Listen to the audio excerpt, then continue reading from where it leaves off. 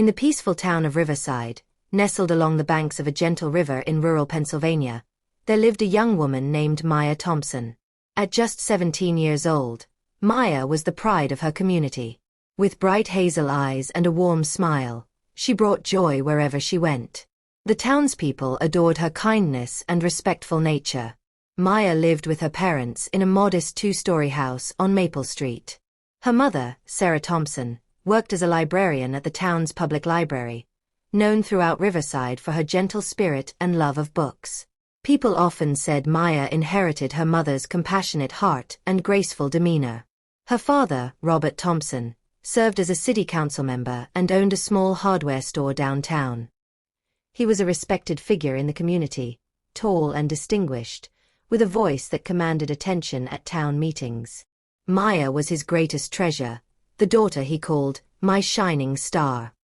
But one ordinary Tuesday morning, everything changed. Maya, who typically woke at dawn humming cheerful tunes, became withdrawn and silent. She felt constantly exhausted, stopped eating her favorite meals, and would rush to the bathroom each morning feeling nauseous. Her mother noticed the changes immediately. One evening, as moonlight streamed through the bedroom window, Sarah sat beside her daughter on the bed. She gently took Maya's hand and asked, "Sweetheart, something's troubling you. Are you feeling ill?" "What's wrong?" "I'm okay, Mom. Just a stubborn bug, I think. I've been taking some over-the-counter medicine. I should feel better soon," Maya replied weakly, attempting a reassuring smile. But Sarah wasn't convinced.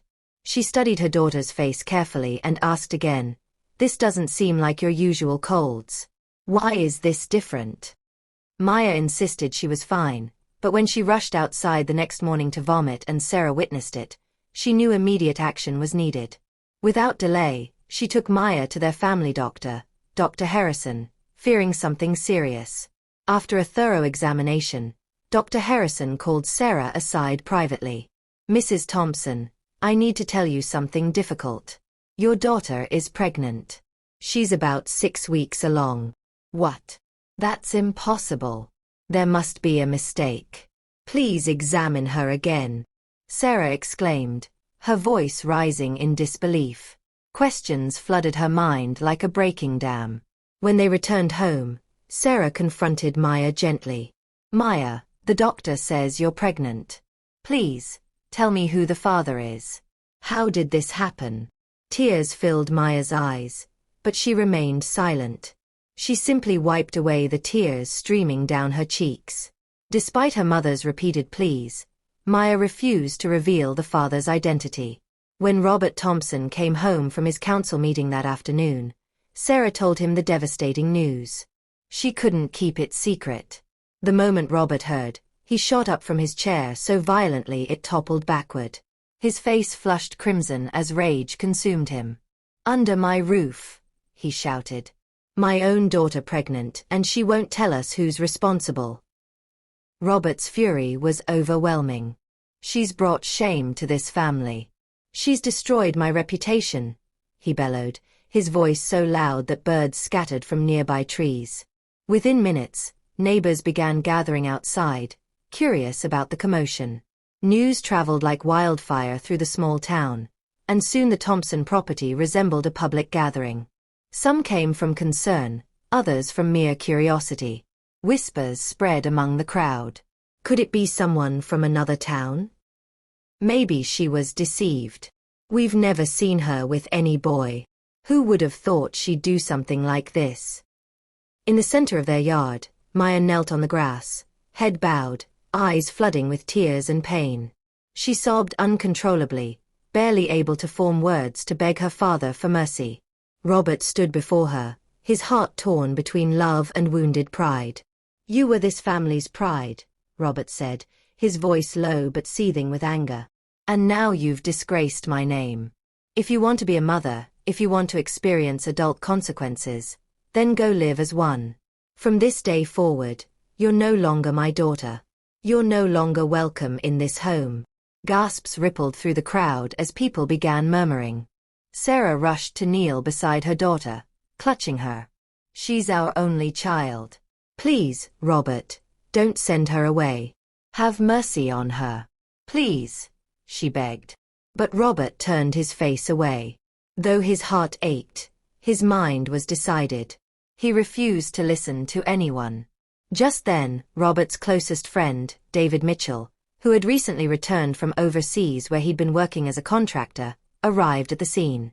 "What's happening here?" he asked, shock and confusion written across his face. When David learned of Maya's pregnancy and her refusal to name the father, he too tried pleading on her behalf. But Robert remained unmoved. He went inside, gathered everything belonging to Maya, and threw her possessions out onto the lawn. Then he retreated into the house and locked the door. Sarah helped pack Maya's clothes into a duffel bag with trembling hands. She also gave her daughter cash wrapped in a handkerchief, some food, and a long, tearful embrace. "My child," she whispered, holding Maya's hand tightly. "I love you. I'm so sorry. I wish I could come with you, but please tell me who did this to you. If you do, your father might change his mind." "He won't believe me, Mom. Nobody would believe me if I told you who touched me. They'd all call me a liar," Maya answered through her tears before slowly walking away barefoot down the street. She looked back once, hoping someone would call her name. But no one did. The townspeople watched in silence. No one stopped her, not even the elderly neighbors she'd helped over the years, nor the people who once praised her. Instead, she heard their whispers. "I thought she was different. A wolf in sheep's clothing. I'm glad my daughter didn't befriend her. Who knew she was like this?" And so Maya's journey into uncertainty began. She walked past the library where her mother worked, past the park where she'd played as a child. Questions raced through her mind. Where would she sleep tonight? Would anyone take her in? What would become of her? The road stretched before her like an unanswered question. Though fear and doubt filled her heart, Maya didn't lose hope. She walked and walked with no destination, knowing only that she couldn't return. She continued until darkness fell and her feet ached. If you're finding this story powerful, please hit the like button and subscribe to our channel. Turn on notifications so you won't miss what happens next to Maya. Share this with someone who needs to hear this message of hope and redemption. Chapter is coming up next. Don't go anywhere. Maya passed many people on the road, but no one asked where she was going, if she was hungry, or if she was lost. When night fell completely, Maya found herself in a city far from Riverside. It was vastly different, busy and loud, with wide streets and people rushing past in every direction. Some stared at her, others whispered to each other as they walked away. Maya felt her stomach growling with hunger. She found a closed storefront and sat in front of it, retrieving the duffel bag containing the small amount of food her mother had given her. It was a container of pasta salad, already spoiling in the heat. Yet Maya had no choice but to eat the deteriorating food. After finishing, exhausted beyond measure, she used her duffel bag as a pillow and covered her legs with a scarf, sleeping right there on the sidewalk. The next morning, Maya woke to a shocking sight. A crowd had gathered around her as if she'd committed a crime. But among all those staring eyes, one woman's expression was different, filled with compassion rather than judgment. "Who are you and what are you doing here?" the woman asked. Fear gripped Maya's heart as she quickly answered without thinking. "My name is Maya. Please don't hurt me. My father kicked me out because I got pregnant." After she spoke, the crowd slowly dispersed until only the woman remained standing before her. Maya's confession had somehow caught the woman's attention.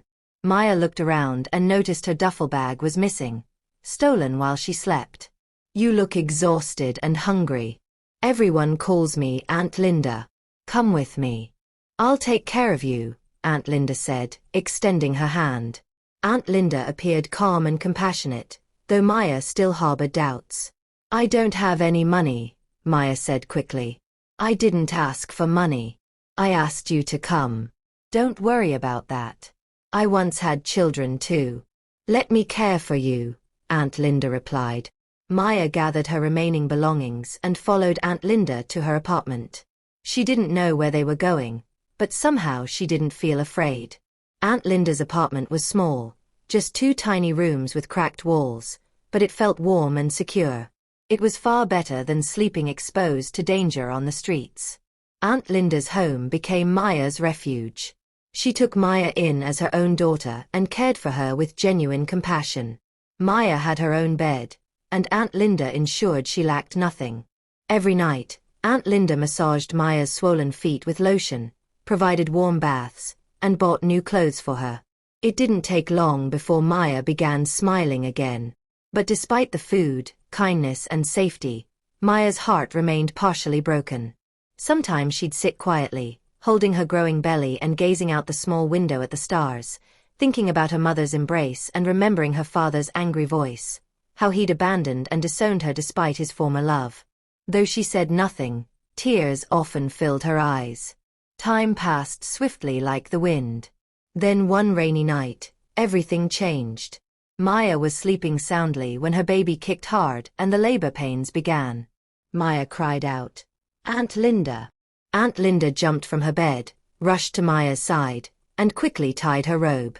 She held Maya's hand and with love in her eyes told her, "It's time to test your strength. Hold my hand and push. You're stronger than you know." The rain continued falling and the wind howled as Maya pushed with all her might. She squeezed Aunt Linda's hand, crying and screaming, and before dawn broke, Maya gave birth to a healthy baby girl. They wrapped the child in clean blankets, and when she cried for the first time, the sound filled the room with light. Maya looked at her daughter's tiny face and whispered with a weak smile, "I'll call you Grace because you're my blessing." Aunt Linda smiled and placed the baby gently in Maya's arms. Even as she held her daughter close, Maya's heart still felt heavy. She wished her parents, especially her mother, were there to witness and celebrate this moment with her. Maya believed she'd finally found peace, and Aunt Linda's small apartment felt like a sanctuary where nothing bad could reach her. She thought the storm had passed. But one fateful night a month later, Maya's world shattered again. The rain was falling gently outside. Grace was sleeping peacefully on the bed, wrapped in blankets, and Maya had drifted to sleep as well. But sometime after midnight, Maya woke to the sound of hushed whispers coming from the other room. At first, she thought she was dreaming. But then she heard it again, low voices like people trying not to be heard. She opened her eyes and her heart began racing. She checked Grace, who was still sleeping peacefully, then quietly, very quietly, Maya got up, careful not to wake her daughter. She tiptoed to the door and placed her ear against the thin barrier separating her from the other room, holding her breath as she listened. "She's a healthy baby," Aunt Linda said in a hushed voice. "The baby's beautiful, and the mother is very young. In fact, no one is looking for her. She has no family. Not anymore." Maya's eyes widened and her knees grew weak. Then a strange, deep, unfamiliar male voice replied, $5,000. "That's all I can offer." Aunt Linda scoffed. "Ah no. Sir, it's too little. You know this child will grow up fine. Let's make it $7,000. Plus groceries for me. You can have the baby tomorrow night." Maya froze where she stood. She couldn't breathe or move. Her heart sank to her stomach. They were talking about her daughter, Grace. Aunt Linda was trying to sell her baby. Maya leaned closer, her hands trembling. Through a small crack in the door, she peeked into the room and saw him, a wealthy-looking man dressed in an expensive suit and gold watch, counting money with calm, greedy fingers. And Aunt Linda, the woman who had massaged her feet, who had taken care of her and promised she was safe, sat there smiling, bargaining, betraying. Maya covered her mouth to stifle a cry. Her eyes welled with tears and her heart raced. Suddenly, Grace began to cry. Maya rushed to lie beside her baby, pretending to be asleep. She curled up beside Grace, holding her close and rocking her, whispering prayers into her tiny ears. "No one will take you from me," she repeated again and again. "No one." And just like before, when she'd walked away from her father's house with nothing but hope and fear, Maya knew what she had to do. She had to run.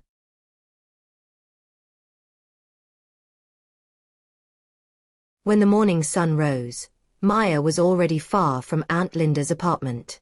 She'd left before the first rooster crowed, with Grace wrapped tightly against her chest while Aunt Linda was still sleeping.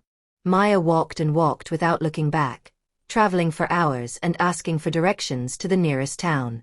Her feet were sore and her stomach growled with hunger.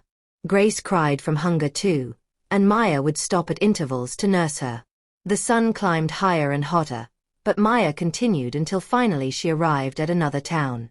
Unlike the previous one, this town was extremely busy and noisy. Everyone minded their own business, and everything moved at a frantic pace. Maya found a quiet spot near a bus stop and sat down to rest with her baby. She had nowhere to go and knew no one. While she sat rocking Grace and whispering lullabies with trembling lips, her eyes filled with tears. "God, are you still watching over us?" Maya asked the sky. After resting briefly, Maya stood to leave. She was exhausted, hungry, and desperately thirsty. She ventured into a nearby marketplace, going from stall to stall, begging softly for just a little water. But some vendors ignored her while others chased her away.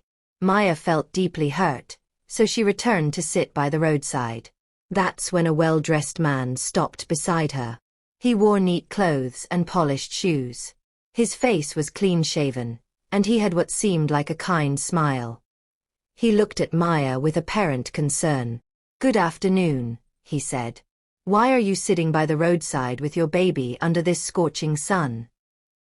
Maya looked at him with tired, teary eyes. "I have no one. I'm just trying to survive." The man glanced around, then sat beside her. "You're too young and too beautiful to suffer like this," he said. "Come with me. I'll help you. I have a place you can stay. You and your baby will be safe. The streets are dangerous for a young woman like you." Maya hesitated. Her heart trembled. She studied his face carefully, remembering her experience with Aunt Linda, who almost sold Grace. Could she trust him? He didn't look like a bad person. Still, her instincts whispered, "Be careful." But she was exhausted and starving. And maybe, just maybe, this was the answer to her whispered prayers. "Are you sure I'll be safe?" Maya asked him weakly. "I'm not like the others," the man replied, smiling again. "You'll be okay." Maya followed him to where he'd parked his car. After they got in, he drove Maya and Grace to a small apartment at the edge of town.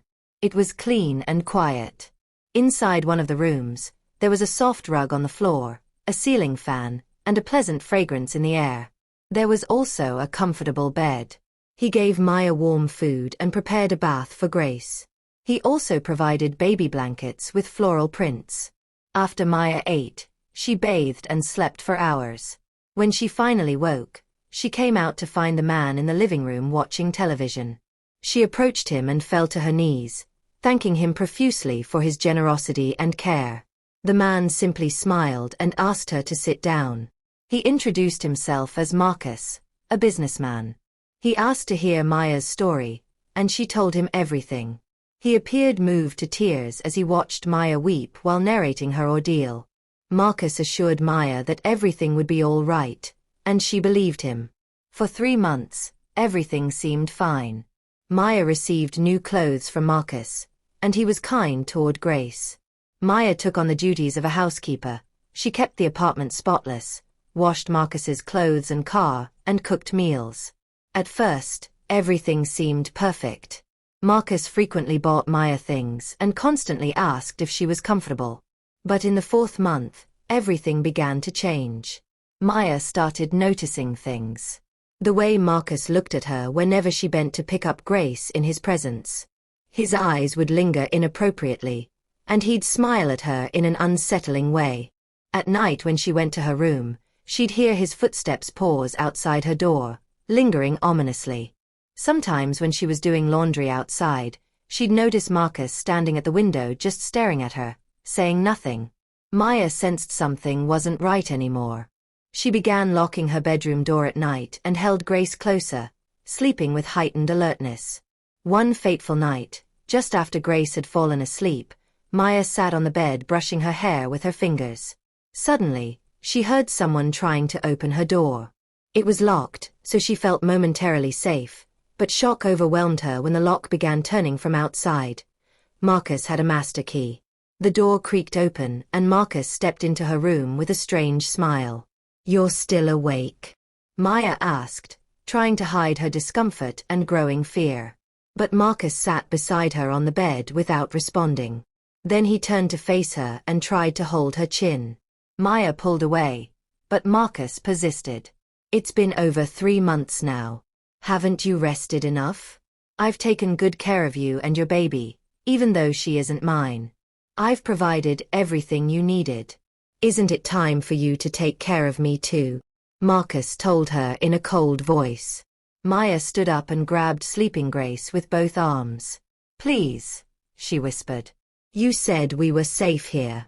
Marcus stood, walked toward the door, and locked it. "In this town, nothing goes for free. You're smart and old enough to know better," Marcus told her, slowly approaching. "I've scratched your back when you were in need. Now you have to scratch mine as well." In that moment, Maya understood why Marcus had been so kind to her and Grace. She understood something crucial. She saw how monsters wore respectable clothes, how predators could wear smiles, and how danger sometimes looked like kindness. But she was no longer the same scared girl. Not after her experience with Aunt Linda. Suddenly, the apartment's doorbell rang. Marcus ignored it at first, continuing to approach Maya slowly, but when the visitor kept ringing persistently, Marcus became enraged. He unlocked the bedroom door in anger to check who it was, momentarily leaving Maya inside. In his rage, he forgot that Maya had her own key to the room. As soon as he left, Maya quickly unlocked the door from inside, grabbed Grace, and ran out through the back exit. She didn't think twice. She ran barefooted into the dark streets, clutching Grace with all her strength. She wouldn't stop crying as she ran, her clothes flapping behind her, her heart pounding like thunder. She ran through streets she didn't know, past closed shops and sleeping houses. She didn't stop until she saw a church compound with a weathered gate. When she reached it, she fell to her knees and started crying bitterly. A dog started barking from the side of the building, and soon a woman appeared, tying her robe tighter with a flashlight in hand. As soon as she saw Maya, she ran toward her with worry and concern written all over her face. "My dear," the woman cried. "What happened? Whose child is this?" But Maya couldn't speak. She was too exhausted to form words. She simply collapsed beside her baby, losing consciousness. The next morning, Maya woke in a soft bed with clean white sheets. As soon as she opened her eyes, she looked around frantically, searching for Grace. That's when the bedroom door opened and a woman entered, the same woman who had found her the night before. People called her Sister Patricia, the pastor's wife. She had kind eyes, weathered hands, and a voice as soft as warm honey. "I see you're awake. Your baby is fine. You have nothing to worry about," she said. "I'll bring her to you." She left the room and returned moments later with Grace, dressed in beautiful soft clothes. Sister Patricia gave Maya hot water to bathe and prepared a bowl of rice and vegetables. "If you have nowhere to go," Sister Patricia said softly as Maya ate, "then this place can be your home for now." And for the first time in many months, Maya truly smiled. She felt at peace in the church, unlike anywhere she'd been before. Maya told Sister Patricia her entire story, and the pastor's wife was deeply moved. When the church members heard her story, they brought clothes, baby supplies, bottles, and even diapers. It was the first time since her father's house that Maya felt truly loved. Slowly, the pieces of her life began coming together again. Sister Patricia taught Maya how to bake bread, muffins, and pastries. Maya listened carefully, eager to learn, and soon she was waking early to mix flour, sugar, and eggs. Maya baked with joy while Grace slept on her back. A few weeks later, she began selling baked goods outside the church gate after Sunday services. People loved her meat pies and soft cookies. Her hands seemed gifted. "Maya, you're doing wonderfully," Sister Patricia said one day with a proud smile. "I see light returning to you." And truly, light was beginning to shine through her again. Everyone in the church loved her just as the people of Riverside had loved her before she got pregnant. They enjoyed her company, and everyone admired her deeply. Weeks turned into months, and months into years. Grace grew slowly into a beautiful child with her mother's bright eyes. Meanwhile, back in Riverside, silence had crept into the once lively Thompson home. The house that once echoed with laughter and greetings now felt like an empty shell. The flowers near the porch had wilted, and the paint on the walls had begun peeling. Sarah Thompson no longer smiled the way she used to. Her back was more bent, and her eyes always looked distant, as if listening for a voice that never came. She hadn't heard from her daughter since Maya was sent away, but she never gave up hope. Hidden in her desk drawer, she kept a small worn calendar. Every month, she quietly marked the date with red ink. 1 month gone, 2 months, 1 year, 2 years, still no word from Maya. Yet she believed Maya was safe and would return someday. Maya's father, Robert Thompson, had changed too, though not because he missed his daughter, although he now deeply regretted his decision that terrible day. Robert's downfall came through his longtime best friend, David Mitchell, whom everyone believed had returned from working overseas. David was a man with a loud laugh and too many promises. One hot afternoon, David came to Robert's house, slapping him on the back like a brother with grand promises and a business proposal. "My friend, I want you to invest in this opportunity," David said. "It's big money and fast returns. You won't need to work another day in your life. Trust me, that's what I do. This is how I made my fortune." And Robert trusted him. He sold his share in the hardware store. He sold 2 family properties near the river. He even borrowed a substantial amount from other council members to complete the deal. He believed he was growing wealthier by the hour. But there was no business, only fraudulent documents and empty promises. And then one day, before anyone could react, David vanished, gone with all the money. The news traveled quickly through Riverside, and people whispered and laughed openly. Some didn't even hide their schadenfreude. "The mighty councilman has fallen," they said, smirking. "Where's his authority now? Even gas station attendants are richer than him." Robert Thompson, the man who once walked with a dignified stride, now leaned on a cane, asking for help from those he'd once ignored.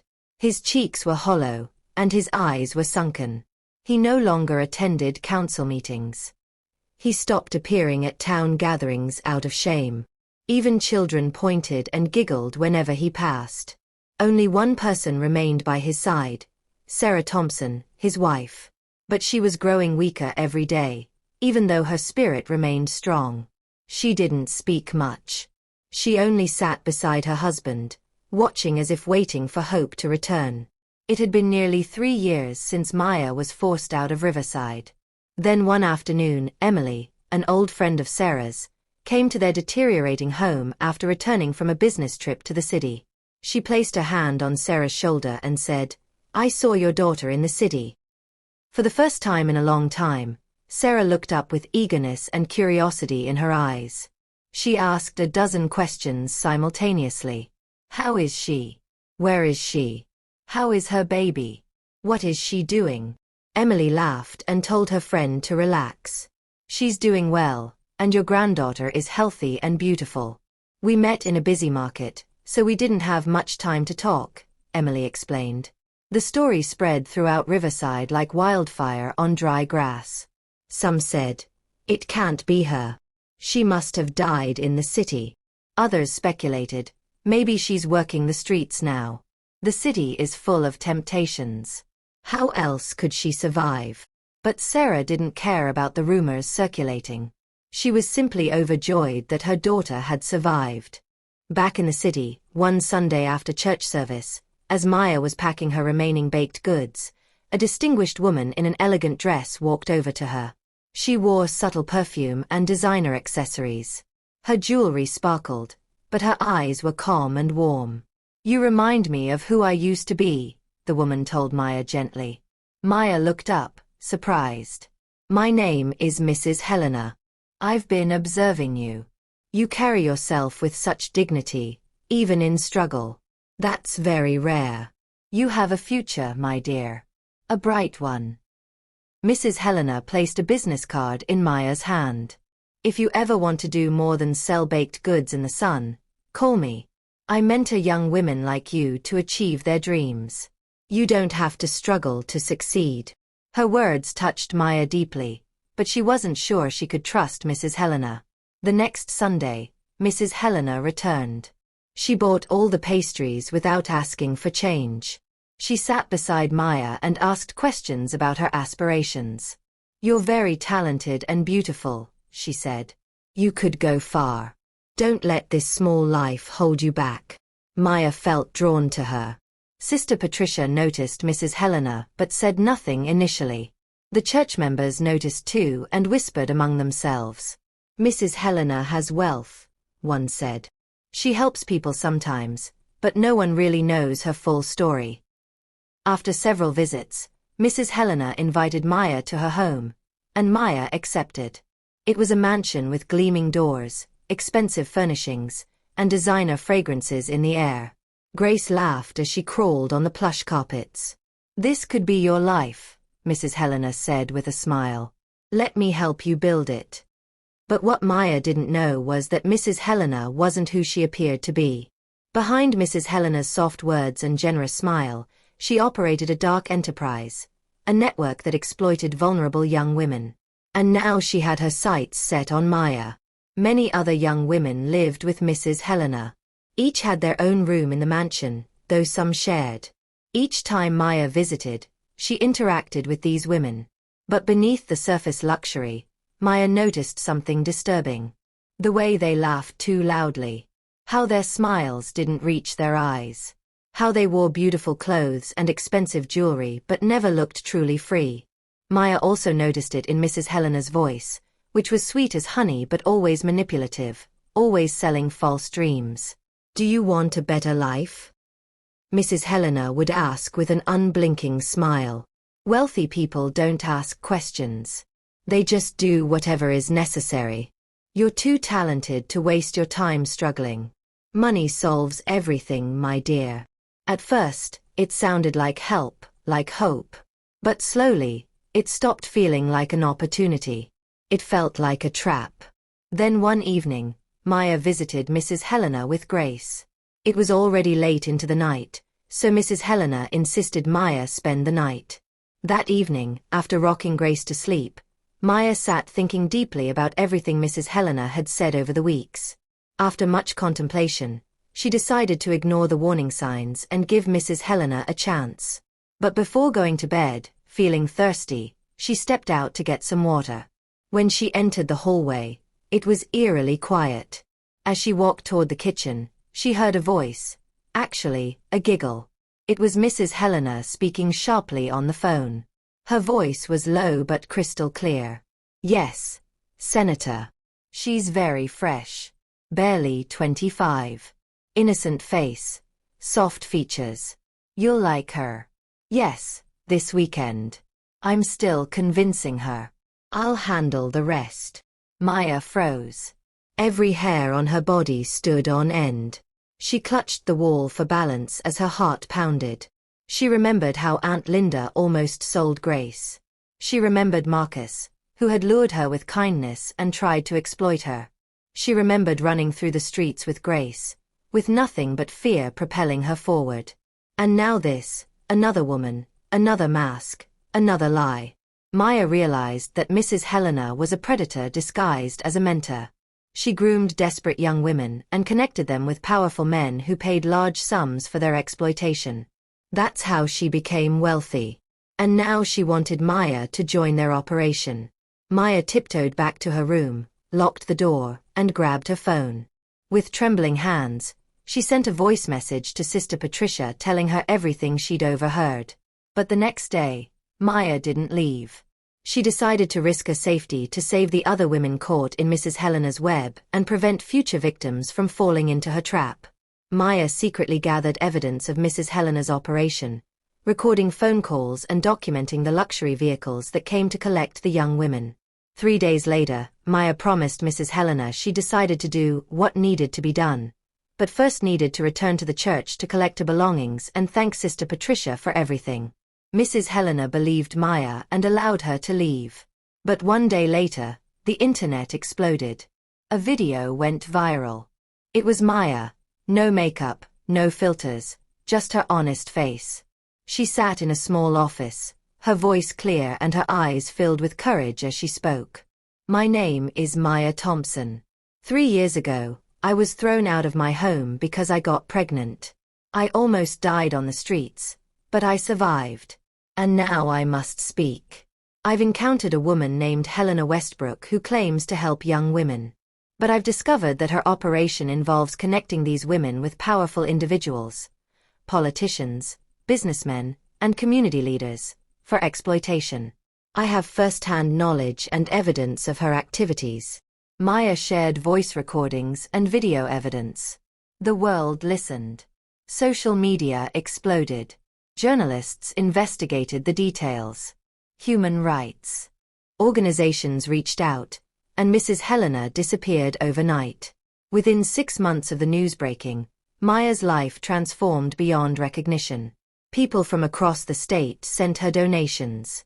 Some sent messages. You are brave. You saved my sister. You gave me the courage not to give up. Maya used the donations wisely.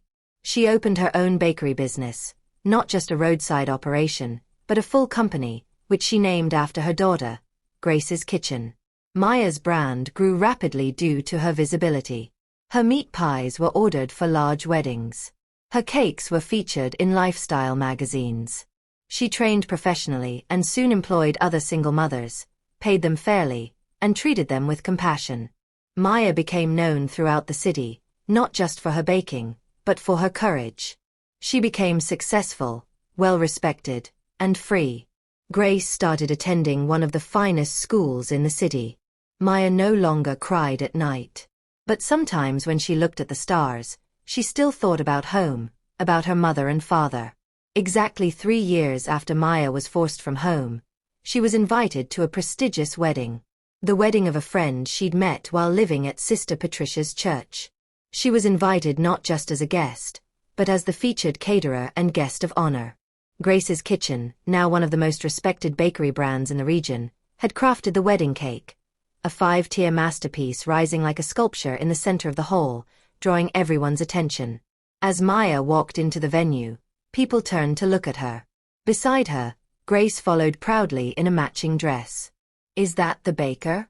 She looks even more elegant in person, someone whispered. Her story is so inspiring. Everything around the hall was perfect, but Maya was about to receive the shock of her life. As she stepped deeper into the venue, her eyes went to the couple's seats on the raised platform. Just beside them, she saw a large printed banner with a smiling photo of the bride. But when she looked at the other side of the banner, she saw the face of the groom. And just like that, her body froze. Maya's heart jumped, her legs locked, and her fingers curled into her palms, because she recognized the groom's face. It was David Mitchell, her father's best friend. He was older now with more wrinkles, but he still wore that same deceptive, fatherly smile. The man who had ruined her life. Maya's head began to spin. Just then her friend, the bride, came up to her smiling. Maya, you didn't tell me you were arriving this early. Come and see her friend paused when she saw how frozen Maya was. She looked at Maya closely and asked, "What's the matter, Maya?" Maya took a deep breath and blinked. Tears welled up in her eyes and her hands trembled. "Please, what's wrong?" the bride asked again, placing a hand on Maya's shoulder. Maya looked at her softly and then spoke. "If I tell you something," Maya said, "will you believe me?" "Of course," the bride replied, smiling. Maya swallowed, tears already forming at the corners of her eyes. She turned slightly so that Grace wouldn't hear. "That man, the one on the banner, David Mitchell, when I was a teenager, he used to visit our house. He was my father's best friend, a constant visitor. He came with gifts, advice, and charm. Everyone trusted him. My father said he was like a brother who'd made it overseas." Maya took a deep breath and continued. "He used to tell me I was beautiful, that I had a bright future, that he could help me go to college. He called me special, said he would mentor me. But then one day he came to our house when my parents weren't home. I thought he came to see my father, but that day..." Her voice trembled. She shut her eyes briefly, then faced her friend. "He hurt me. He crossed every line and did something terrible. Afterward, he warned me to keep quiet. He said no one would believe me. He even said he would harm my parents if I spoke out." A heavy, deep silence fell between them. The bride took a slow step back and pressed her hand to her lips. "Maya," she whispered, trembling. "Are you saying that David Mitchell, my fiancé, is Grace's father?" Maya nodded once. "I was too young, too ashamed. I kept quiet to protect my family and because I knew what people would say. I knew they would protect him, not me. I've carried this secret for years, not because I was weak, but because I wanted to protect my mother and daughter." The bride didn't say another word. She took one last look at the platform, at David Mitchell, her fiancé, laughing with guests, surrounded by praise. And then, without a word, she turned and walked away. The celebration didn't end the way anyone expected. By sunset, the wedding had been quietly cancelled. The bride never returned to the platform. She wept openly in her dressing room, her hands shaking as her bridesmaids tried to console her. And later that evening, police officers walked through the crowd toward David Mitchell. "David Mitchell," they called. David looked up mid-conversation. "Yes. You are under arrest for the abuse and exploitation of a minor. You have the right to remain silent." The crowd gasped, and people pulled out their phones to record the moment. David's associates stepped away from him, and the officers handcuffed him in front of business partners, community leaders, and colleagues who once praised his name. By morning, the news went viral. The headlines read, "Businessman exposed at wedding. Young entrepreneur reveals shocking truth about her child's father. David Mitchell arrested for abuse." Television stations replayed footage of Maya's calm, tearful confession. News websites quoted her story word for word. Soon, women across the state began sharing their own hidden experiences of abuse and exploitation. And far away in Riverside, Maya's parents saw the news, and the whispers began again. Everyone remembered the morning Robert Thompson chased Maya out of the house, and how David Mitchell, the culprit, had said nothing at the time.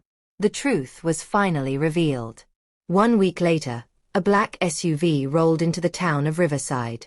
People peeked from their windows while children abandoned their games to watch the car pass. The vehicle slowed when it reached the Thompson house, and the doors opened. Maya stepped out wearing a beautiful dress. From the other side of the car, Grace jumped down holding a small purse. "Sarah Thompson," a neighbor called into the house. "Come and see something with your own eyes."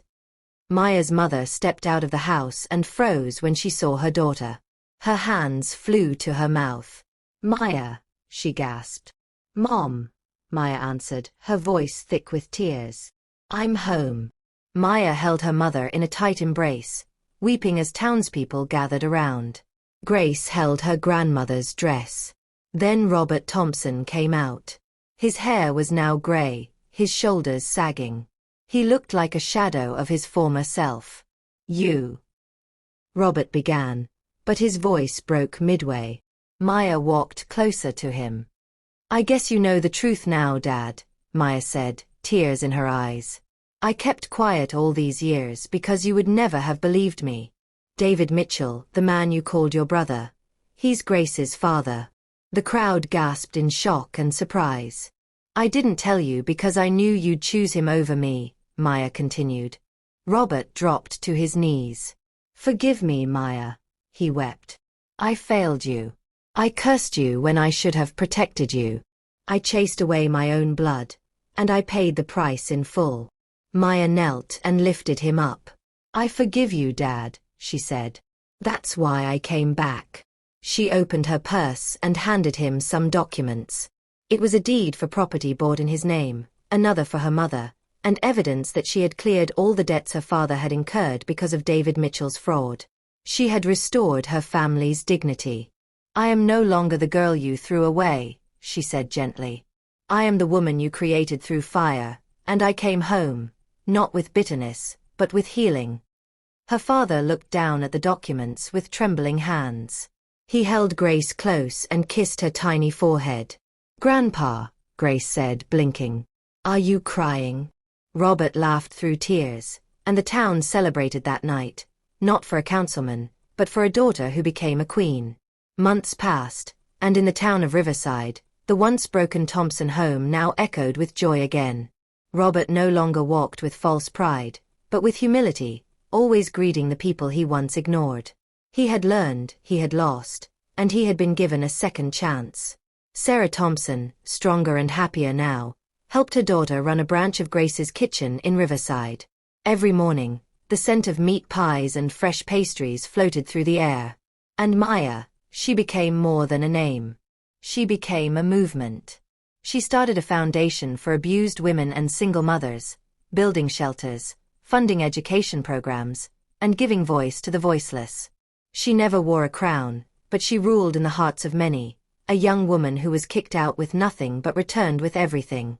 Aunt Linda was eventually arrested for child trafficking, and Marcus faced justice when another woman he tried to exploit fought back and escaped. Mrs. Helena's operation was shut down, and several powerful men were prosecuted. Here's the moral of the story. Never judge a person's story by the chapter you walked in on. People make mistakes, but that doesn't mean their story ends there. Everyone deserves a chance to grow, learn, and rise again. Silence protects the abuser, but truth, though painful, brings freedom. Maya's silence was born of fear and pain, but when she found the courage to speak, it didn't just heal her, it saved others too. The people we throw away are often the same ones who return to lift us up.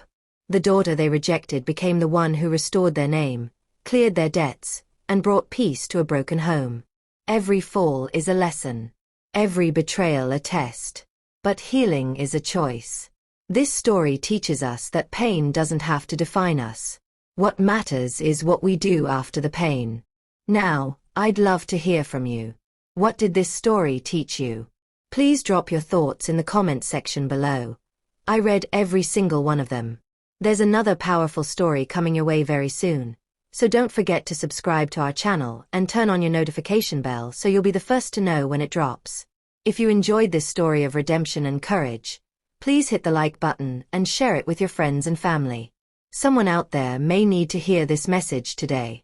Thank you so much for watching until the end. See you in the next story.